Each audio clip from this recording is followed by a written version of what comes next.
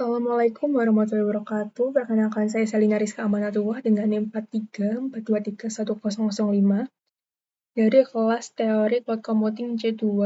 Nah, pada video ini saya akan mendemonstrasikan implementasi Distributed Banking System menggunakan Docker Compose sebagai simulasi penerapan konsep Distributed Database pada lingkungan cloud computing.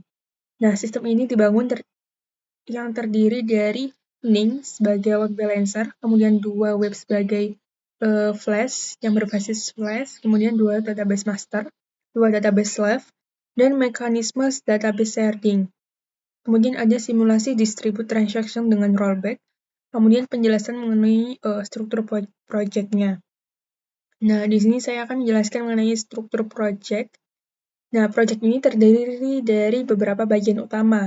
Yang pertama yaitu folder app, di mana folder app ini berisi source code aplikasi Flash yang menangani proses bisnis dan routing database-nya. Kemudian folder Nings ini berfungsi sebagai konfigurasi dari load balancer-nya. Kemudian pada folder DB ini berisi script inisialisasi database MySQL. Kemudian terdapat file Docker, Compose YAML ini yang digunakan untuk menjalankan seluruh layanan secara otomatis menggunakan Docker. Nah, selanjutnya saya akan menjelaskan mengenai arsitektur sistemnya. Jadi, pada sistem ini, pada bagian terdepan atau bagian utama terdapat Ning sebagai load balancer yang menerima seluruh request dari penggunanya. Kemudian request tersebut kemudian akan diteruskan ke dua web server, yaitu web 1 dan web 2. Kemudian di belakang web server tadi terdapat dua database master, yaitu master 1 dan master 2. Nah, masing-masing master ini memiliki satu database slave sebagai simulasi replika database. Nah, untuk implementasi sharding-nya, nanti itu customer dengan ID genap disimpan pada master 1, sedangkan customer dengan ID ganjil disimpan pada master 2. Nah, diharapkan dari pendekatan ini tuh data tidak tersimpan pada satu server saja, sehingga bebannya itu dapat terdistribusikan. Di sini saya akan menjalankan sistemnya. Di sini saya sudah melakukan build-nya. Ini udah saya jalankan, di mana pada proses ini seluruh layanan berhasil dijalankan. Ini tuh perintahnya itu untuk membangun image aplikasi dan menjalankan seluruh kontainer yang dibutuhkannya. Nah, selanjutnya saya akan, ini adalah setelah menjalankan perintah tadi di terminal. Nah, setelah selesai saya buka ini adalah halaman utama atau dashboard utama yang ditampilkan. Nah, pada halaman ini tuh terdapat informasi mengenai database sharding, replication, ini replication-nya, kemudian distribute transaction, kemudian ada arsitektur sistemnya. Nah, dashboard ini tuh berfungsi sebagai halaman informasi dan monitoring sederhana dari sistem yang dibangun. Dari demonstrasi database sharding, selanjutnya saya melakukan implementasi database sharding. Nah, ini kan tadi customer ID 2 dengan saldo awalnya itu 1000 dan customer 3 dengan saldo awal 500. Nah, ini saya sudah buka. Nah, ini dengan ID 2, maka balance-nya itu terdapat 1000 dengan ID-nya 2. Sedangkan ini untuk yang customer ID 3 dengan balance-nya segini, saldo awalnya segini. Nah, ini tuh pada tahap ini tuh aplikasi secara otomatis menemukan database tujuan berdasarkan customer ID. Seperti yang saya jelaskan tadi, untuk master ID ganjil di database master 2, untuk genap di master 1. Selanjutnya akan melakukan simulasi transfer dana lintas shard. Bentar. Nah, ini adalah proses transfer data melalui endpoint API. Setelah request-nya diproses, sistem akan menampilkan status sukses. Kan ini udah berhasil. Dimana di sini tuh mengurangi saldo customer pada master 1 dan menambahkan saldo pada customer master 2.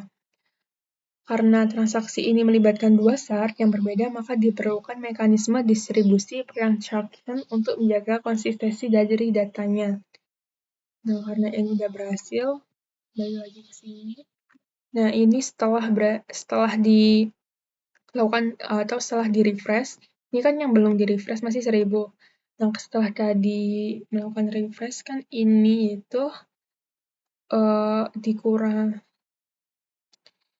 ini tuh jadinya segini, dibuat 200, sedangkan edit ini 700. Karena tadi itu perpindahan data dari yang ID 2 dipindah ke ID 3 sebesar 200. Nah, perubahan saldo ini tuh sesuai dengan yang saya jalankan tadi, perintah di sini. Nih. Nah, selanjutnya saya akan melakukan verifikasi pada database-nya. Sebentar. Nah, ini pada yang pertama yaitu select bintang from account. Di sini itu terlihat bahwa database master 1 menyimpan data customer dengan ID 2. Nah, customer tersebut merupakan customer dengan ID genap. Kemudian saya masuk ke master 2 dengan query yang sama.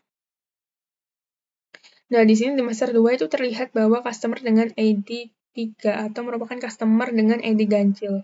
Hal ini itu membuktikan bahwa data berhasil dipisahkan ke database yang berbeda sesuai dengan aturan sharding yang dibuat tadi. Kemudian ini adalah demonstrasi dari distribusi transaction dan rollback. Sebentar ya. Nah, ini.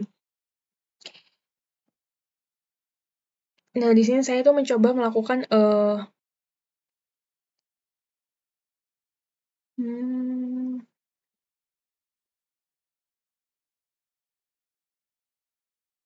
Nah, di sini tuh saya coba untuk melakukan pengujian terhadap mekanisme rollback, di mana saya mencoba melakukan transfer dari customer ID 2 menuju customer ID 99. Karena customer ID 99 di sini tidak tersedia pada database, sehingga transaksi seharusnya gagal. Setelah request dijalankan, di sini tuh udah failure atau gagal. Nah, ini tuh juga menunjukkan bahwa sistem saya itu berhasil mendeteksi kegagalan transaksi. Kemudian saya melakukan pengecekan kembali terhadap saldo ID customer 2. Customer 2 karena ini. Nah, di sini datanya itu masih sama atau saldonya tetap sebesar 800 karena tadi transaksinya itu gagal. Nah, hal ini juga menunjukkan bahwa proses rollback itu berhasil dijalankan sehingga konsistensi data tetap terjaga meskipun transaksinya itu gagal. Nah, pada implementasi ini itu earnings digunakan yang seringnya itu load balancer ini servernya kalau di refresh maka berubah-ubah. Ini tuh demonstrasi dari load balancer di mana Nings digunakan sebagai load balancer yang berada di depan dua web server. Jadi setiap request dari pengguna akan diterima terlebih dahulu oleh Nings sebelum ke layanan back-end-nya. Konsep ini tuh banyak digunakan pada sistem berskala besar karena dapat meningkatkan ketersediaan layanan dan membagi beban akses ke beberapa server aplikasi.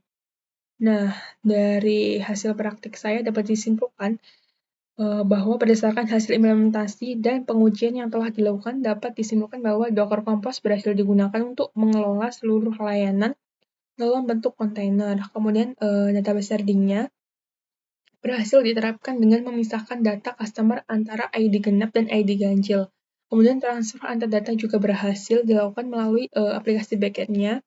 Kemudian distribute transaction itu berhasil menjaga konsistensi data melalui mekanisme rollback tadi ketika terjadi kegagalan transaksi.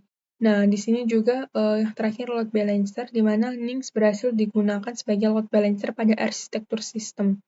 Nah, dengan demikian, sistem ini tuh berhasil mensimulasikan konsep distribute database dan atribut sistem pada lingkungan cloud computing.